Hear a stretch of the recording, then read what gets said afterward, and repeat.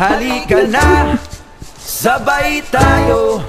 At kung sinong may gusto, Grabe. dahil sa tubig alat, likas na yaman to.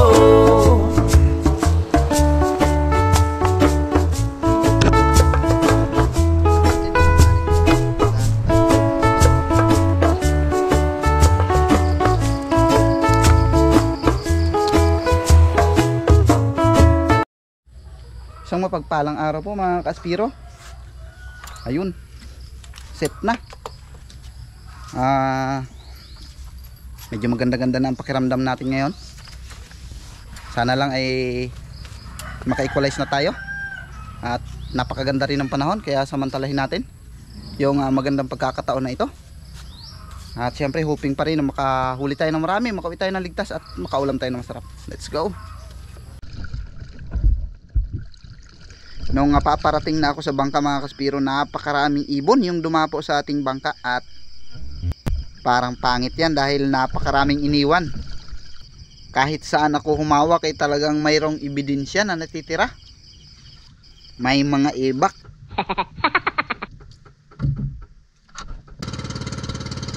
At dahil malaki na yung dagat ay shortcut na yung aking ginawa. Dito na ako dumaan sa ilog para mas malapit yung ating destinasyon sa spot.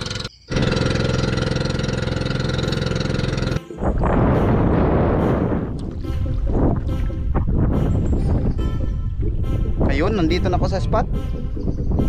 Sinubukan ko maghanap ng malinaw na spot sana, pero wala akong nakita. Talagang malabo. Nagpaikot-ikot na ako kung saan saan. Kaya tanghali na tuloy. Kaya ito, pagtsagaan ko na lang itong malabo.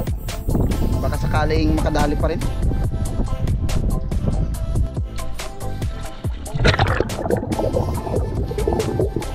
Ang pinuntahan ko na spot na ito mga Kaspiro ay mayroong itlugan ng tauban o yung cuttlefish. Kaya eto, nagload na kaagad ako bago ako pumunta sa itlugan. At 2 rubber lang yung aking kinarga dahil napakalambot lang din naman ng tauban kung sakaling meron.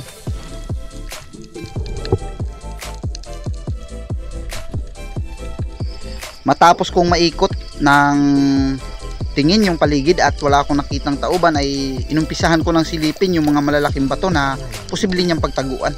At dito ako naguna sa ilalim ng kanyang paitlugan.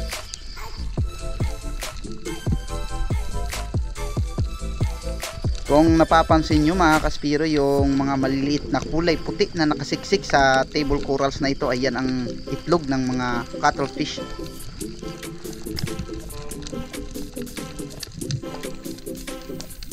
Nung sinilip ko yung kabilang side ng pinag-iitlogan ng tauban, ay nakita ko yung kanyang likod at hinanap ko kung saan nakaharap yun.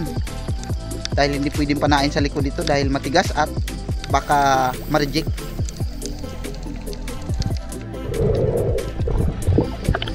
Insakto naman yung pagsilip ko dito ay talagang nakaharap na siya sa akin, kaya kinalabitan ko na.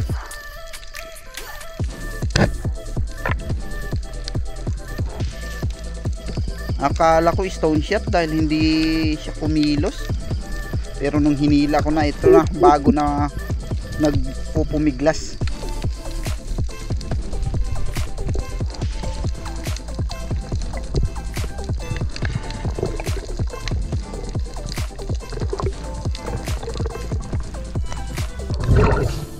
Wow. Thank you, Lord.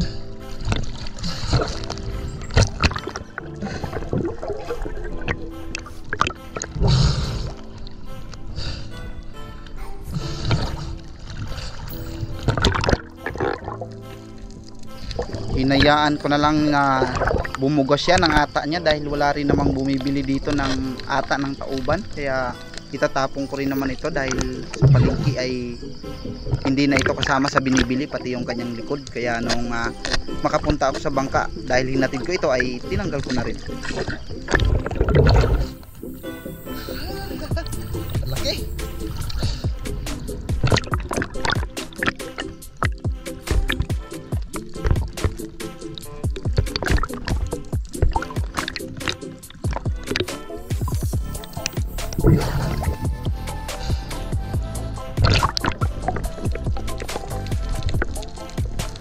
At pinatay ko na nga ito mga kaspiro sa paraan ng pagtusok ng daliri. Sa pagitan ng kanyang dalawang mata ay mayroong bilog na kailangan tusukin ng ating daliri para mamatay na siya. At ito, hindi na gumalaw at umiba na yung kulay, sinyalis na patay na. Salamat sa Diyos.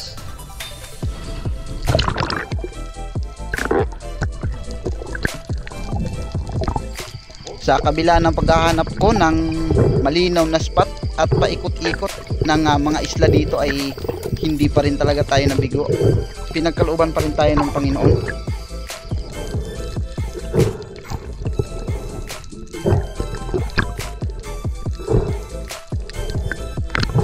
Dahil nga lumabo yung itlogan ng tauban mga kaspiro, sanhin ang pagbuga niya ng ata ay pumunta na ako sa bangka at nagpahinga saglit. Habang naghihintay ng paglinaw ay dinala na natin itong tauban sa bangka para sigurado nang hindi makakawala.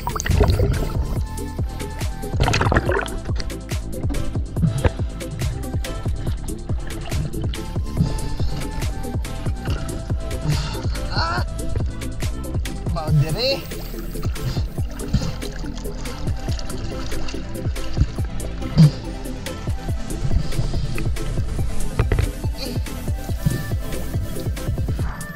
Tatlong kilo siguro.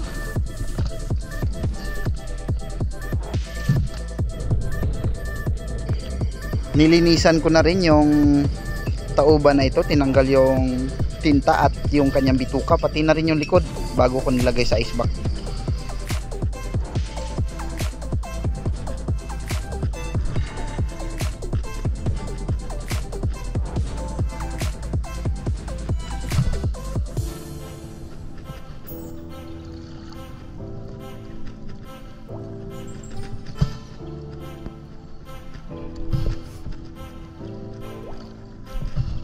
Ayun.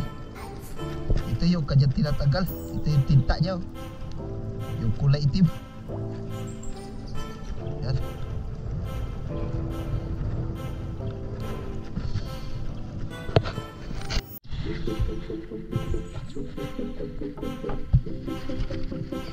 Pagkatapos ng pag-aasikaso ay agad ako na bumalik sa pagsisid. At nung tiningnan ko yung pinanaan natin ng tauban ay wala na akong nakita. Hanggang sa dinapaan ko yung kanto na bahagi nito at sinalubong tayo dito ng green jab fish. Pero sa hindi malamang dahilan, ito ang nangyari.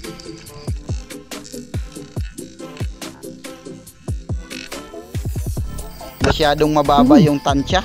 At dito sa unahan ay sinalubong ako ng paboritong inihaw. Ito yung aquarium fish, hindi ko sana papanain dahil may mga surgeon fish, pero talagang nabighanay na ako sa sobrang lapit niya.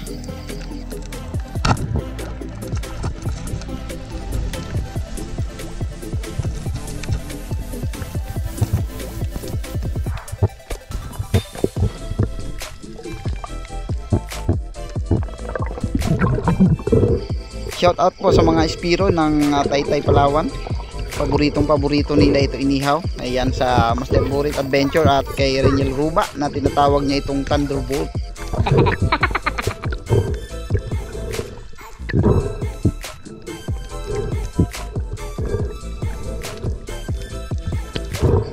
At pinakita niya na talaga yung ebidensya na mataba. Lumabas na yung malaaligi na nasa kanyang tiyan.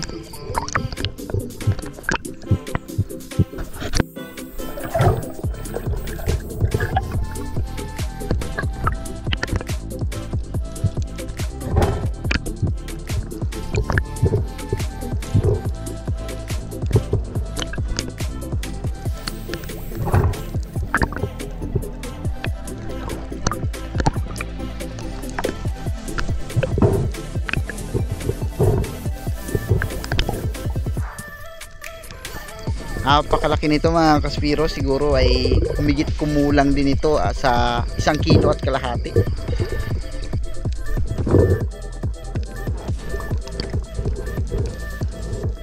Sinubukan kong tusukin yung ulo para mamatay na, pero napakatigas dahil mapurol na rin yung pana ko, kaya tinuhog ko na lang siya.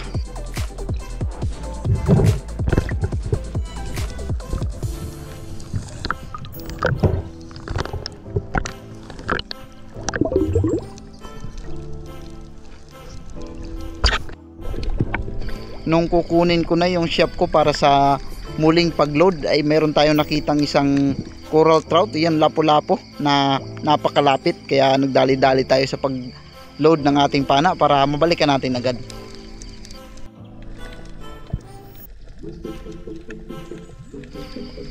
Pero nung bumalik ako ay hindi ko na siya nakita. Nag-abang ako at nagmasid sa paligid kung nandoon pa siya. At napakaraming isda na lumapit sa atin na pwedeng panain. Mayroon namang lapu-lapu pero hindi gaanong kalakihan. At mayroon ding lumapit na mga rabbit fish, pero talagang hinintay ko talaga na makita yung lapu-lapu kanina dahil malaki na yun.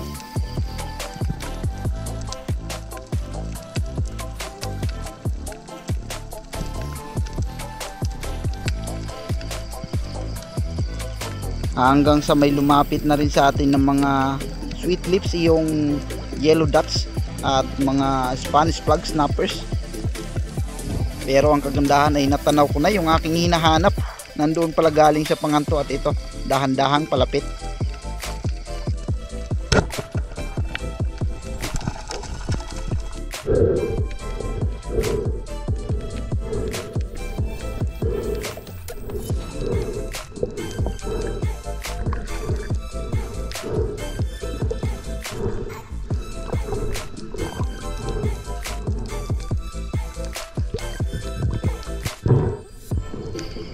Sa awa ng Diyos ay nahuli ko rin yung lapu-lapu na ito.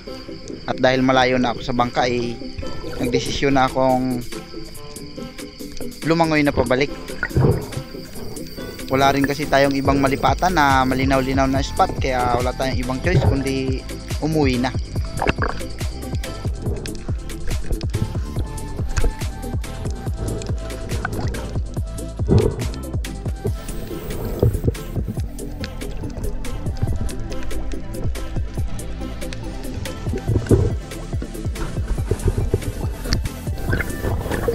Matapos ko na may tuhog ito sa buya ay lumangoy na akong pabalik sa bangka, pero nagload pa rin ako ng pana para in case na may meron tayong makasalubong na isda gaya nito ay meron akong nakitang baraka, yung lapu-lapu rin, lapong bato, kaya pinana ko na rin yan.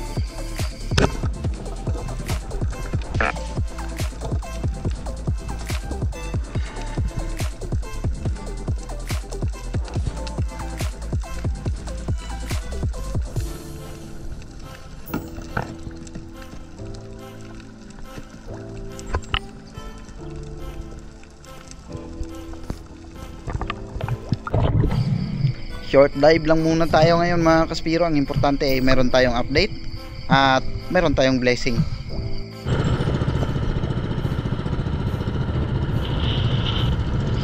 Habang pauwi ako mga kaspiro ay kumain na ako ng pandesal dahil ito yung aking baon.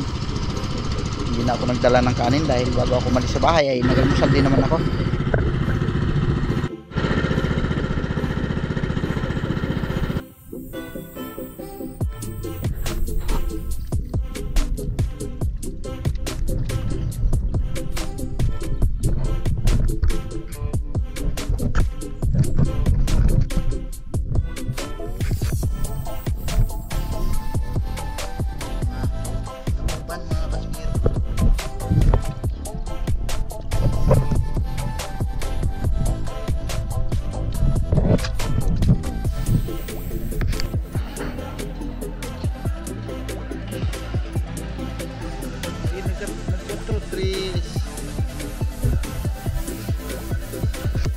Pero nandito na tayo sa bahay at yung ating kinita ito 1, 2, 3, 4, 5, 50, 570,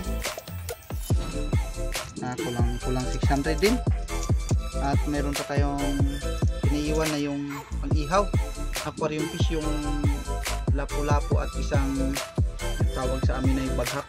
Sa ibang tawag naman na baraka. Sila ng lapu-lapu ay tumimbang din ng 1 kilo, kaya binayaran din ng 100. Ayos na rin, may pang-ulam na, may pang-gastos pa.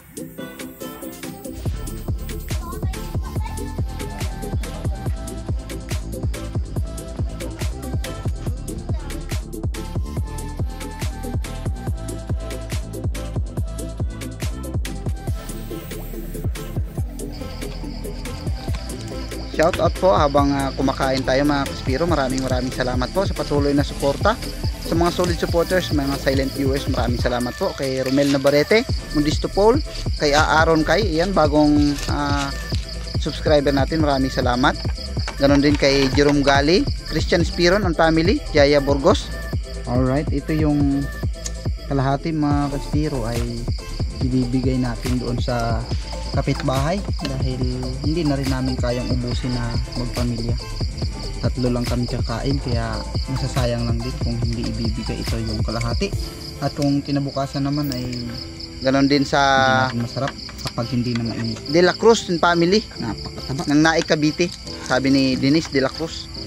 Maraming salamat din kay Laura Torres. Grabe guys. Maraming salamat din po kay Paypay. Yung shout out daw po sa Yapak Monitor ng Solid Waste Management ng Boracay. Maraming salamat po. Kakaroon ng sabaw. Kay Judith Gomez, Kasalom TV. Jess Sapanta, maraming salamat din. Kay Pablo Alaw ng Parañaque City. Kay Sator Pepe and family, maraming salamat po. Buyet Villacorte, Edwin Austria, Tarsanin Palawan.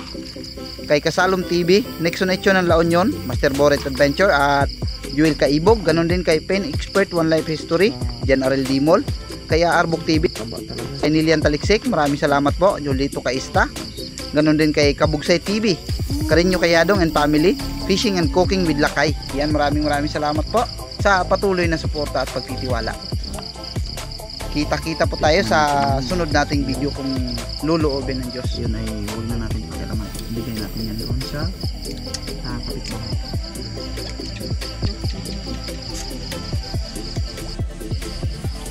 Masarap pag mainit pa mga Kaspiro. Sausaw natin sa suka. Ayan, suka lang muna ang sausawan. Grabe. Sarap.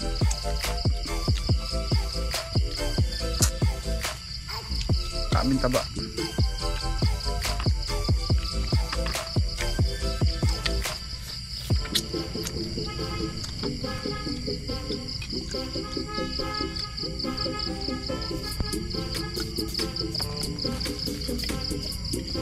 Suka lang muna ang ating sausawan.